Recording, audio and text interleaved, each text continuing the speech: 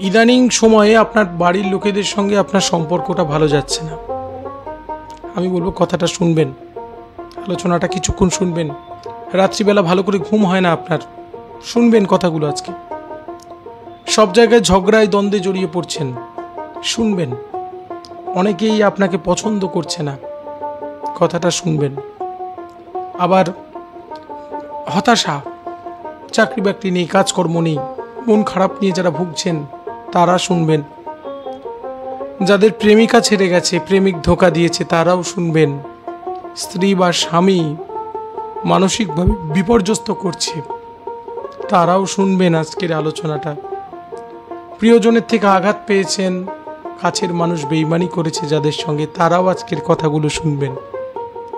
আজকের আলোচনাটা সমস্ত টেনশনের উত্তর, সমস্ত ডিপ্রেশনের সমাধান যেখানে সেখান থেকেই শুরু। আমাকে কিছুক্ষণ আগে একজন দর্শক বন্ধু ফোন করে জিজ্ঞাসা বলছিলেন যে আমার এইরকম টেনশন চলছে, এইরকম কিছু জীবনের সমস্যা চলছে, আমি কি করলে এই সমস্যা থেকে মুক্তি পেতে পারি, আমার মনে একটা ফুরফুরে বাতাস পেতে পারি, আমাকে অনুগ্রহ করে বলবেন। তিনি আমাকে বললেন, তা আমি তার কথা থেকেই শুরু করব। কি করলে আপনারা এই মনের মধ্যে একটা ফুরফুরে বাতাস বওয়াতে পারবেন, কতগুলো কাজ বলবো, সেগুলো করতে হবে। দেখুন, আমরা নিজেদের চোখে নিজেরা সম্পূর্ণ ঠিক, অন্যের চোখে বেঠিক। আর আমাদের পথে চলতে চলতে না, জীবনের পথে চলতে চলতে অনেক ধাক্কা খাই, অনেক ভুল করি। প্রথম বলবো যে গল্প করুন। গল্পের মতো ওষুধ নেই পৃথিবীতে। মায়ের সঙ্গে, ভাইয়ের সঙ্গে, এমনকি প্রেমিকা বা স্ত্রীও হতে পারে, একটা পার্সনকে আপনি অবশ্যই পাবেন যার সঙ্গে সঙ্গে আপনি দুটো কথা বলে আনন্দ পান, যার সঙ্গে কথা বলে আপনি দুটো তৃপ্তি পান। একটা মানুষের সঙ্গে আপনি সখ্যতা পাতান, মিতালি পাতান, তার সঙ্গে প্রতিদিন কিছুটা করে সময় গল্প করুন। টেলিফোনও হতে পারে, কিন্তু করুন। এই গল্প করলে মনের চাপ কমে যায়। দ্বিতীয় হচ্ছে, প্রতিদিন চেষ্টা করুন। অনেকে বলেন বন্ধু কমে যাচ্ছে, আমার না সেইভাবে কোনো বন্ধু বান্ধব নেই। আমি তাদের জন্য বলবো যে প্রত্যেকে নিয়ম করে কিছুটা সময় প্রকৃতির সান্নিধ্যে কাটান। বাইরে যান, খোলা হাওয়ায় যান, ছাদে যান। ছাদে গেলে প্রকৃতির সান্নিধ্যটা ঠিক করে হয় না, ছাদে গেলে আকাশের সান্নিধ্য হয়। সকালবেলা হাঁটুন, সন্ধেবেলা ইভিনিং ওয়াক করুন, নাইট ওয়াক করুন, যার যেটা সম্ভব হয়। এগুলো কিন্তু আপনার মনের উপর থেকে, আপনার যাদের টেনশানে ভোগেন, যাদের একটুতেই টেনশন হয়, দুশ্চিন্তা হয়, কেটে যাবে, কেটে যাবে। আপনার ইন্ট্রোভার্ট নেচারটাকে দূর করুন। বসে বসে ভাবেন কি হবে, তিল থেকে তাল একা একাই ভেবে কুল, একা একাই ভেবে কুল না পাই। আমি বলবো এমন করবেন না, একা একা ভেবে কুল পাবেন না, এমন করবেন না। আমি প্রত্যেককে বলবো কুল আপনি পাবেনই পাবেন, অকুলের কুল আপনি বার করবেন। এই এক্সট্রোভার্ট ইন্ট্রোভার্ট হয়ে যারা বসে থাকে না, তাদের জীবনে দুঃখ। ইন্ট্রোভার্ট হবেন না, এক্সট্রোভার্ট হন, কথা বলুন, এক্সপ্রেস করুন, জীবনে টেনশন কমে যাবে। এর পরের পয়েন্ট হচ্ছে নেগেটিভ সঙ্গগুলো পরিত্যাগ করুন। পৃথিবীতে কিছু মানুষ আপনাকে মোটিভেট করে, অনুপ্রেরণা দেয়। একটা রাস্তার কুকুরের থেকেও আপনি অনেক কিছু শিখতে পারেন। মোটিভেশনটা এই জায়গায়। আর পৃথিবীতে কিছু মানুষ আছে যারা আপনাকে ডিমোটিভেট করে, আপনাকে ভয় ধরায়। আপনার বন্ধু আছে, আপনার প্রিয়জনও আছে, সাহস দেওয়ার নাম করে আপনাকে কনফিউজড করে দেয়।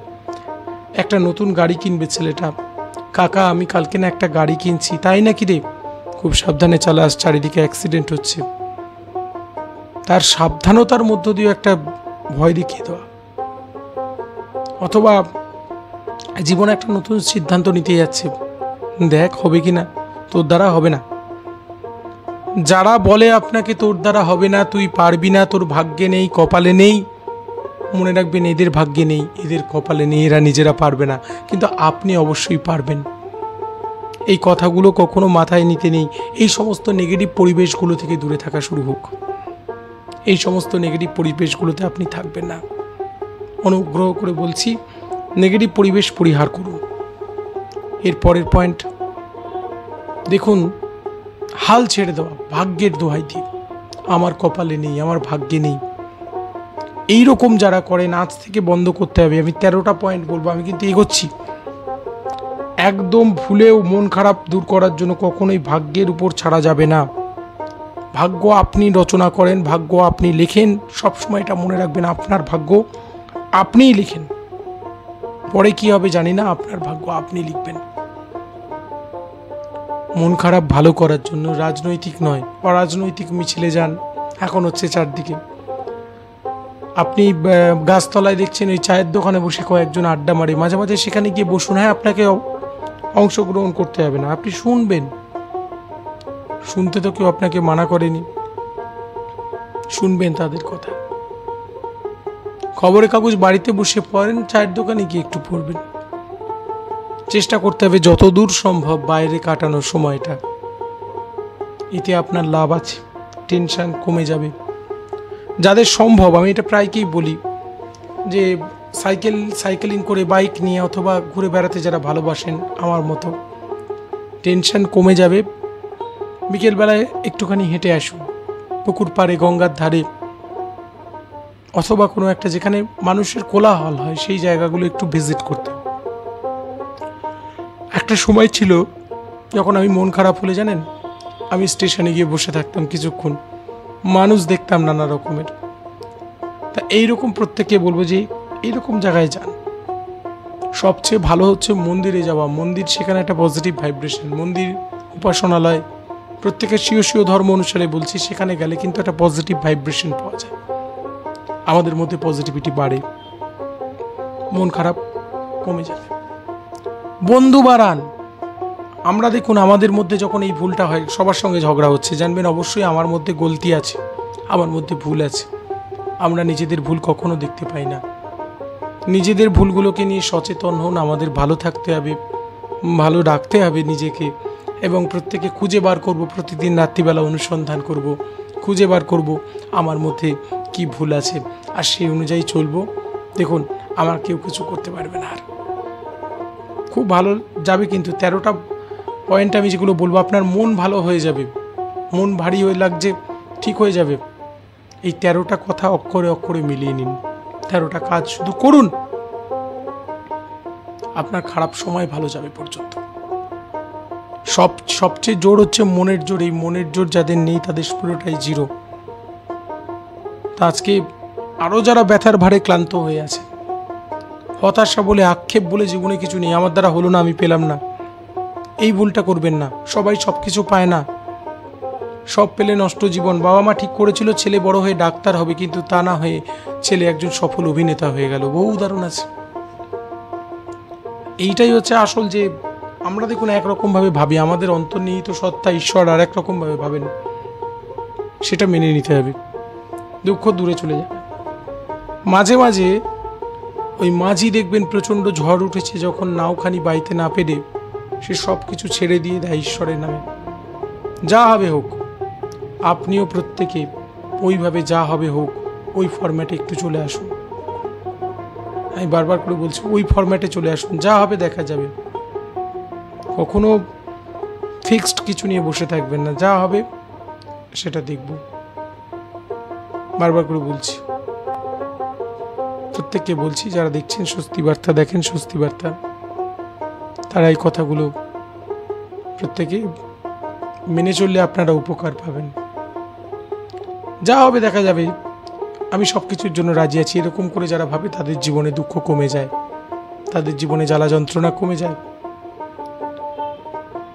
আর অন্যকে প্রশংসা দেবেন, সুখ শান্তি আপনার পেছন পেছন ঘুরবে। অন্যকে প্রশংসা দেবেন, অন্যকে ভালোবাসবেন, অন্যের সঙ্গে ভালো ভালো কথা বলবেন, দেখবেন এতে জীবনে কিন্তু অনেক আনন্দ আছে, টেনশন কমে যাবে।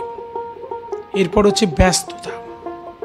ব্যস্ততা এমন একটা ওষুধ, যাতে মানুষের ডিপ্রেশন, টেনশন এমনিই কমে যায়। আমি চাই, ঈশ্বরের কাছে প্রার্থনা করি, ঠাকুর আমাকে রাত 11:30 পর্যন্ত তুমি ব্যস্ত রাখো। এই কাজের মধ্যে যত ইনভলভমেন্ট হবেন, এনগেজমেন্ট থাকবে, তত আপনার ডিপ্রেশন কমে যাবে। আপনারা পরীক্ষা করে দেখবেন আমার কথাগুলো। চেষ্টা করুন সকাল থেকে রাত পর্যন্ত কখনো ফাঁকা মস্তিষ্কে থাকবেন না, কোনো না কোনো কাজের মধ্যে থাকবেন। আর অবসর সময় যেটা থাকবে, গান, ছবি আঁকুন, আপনার যে কাজটা করতে ভালো লাগে গুনগুন করে সেই কাজটা আপনার মতো করে চলুন। দেখবেন আপনি ডিপ্রেশন থেকে কতটা দূরে চলে গেছেন। হেসে কথা বলবেন। আমি জানি আপনার জীবনে সমস্যা আছে, কেউ কি হে, কেমন আছো? আর বলো না, ভালো নেই গো, এই সমস্যা চলছে। এরকম করে কথা না, ভালো আছে, ওই চলছে, ওই প্রবলেম আছে, ও চলছে গো। এরকম এইভাবে পজিটিভ থিঙ্কিং, যার মধ্যে পজিটিভ থিঙ্কিং থাকবে তার জীবনে পজিটিভ ঘটনা ঘটবে। যার জীবনে পজিটিভ থিঙ্কিং নেই তার জীবনে নেগেটিভ ঘটনা ঘটবে। এগুলো ভাববেন প্রত্যেকে। পরবর্তী পর্বে বিস্তারিত আলোচনা হবে। সঙ্গে থাকুন, স্বস্তি বার্তার সঙ্গে থাকুন। অনেক অনেক ভালো থাকুন, আনন্দে থাকুন।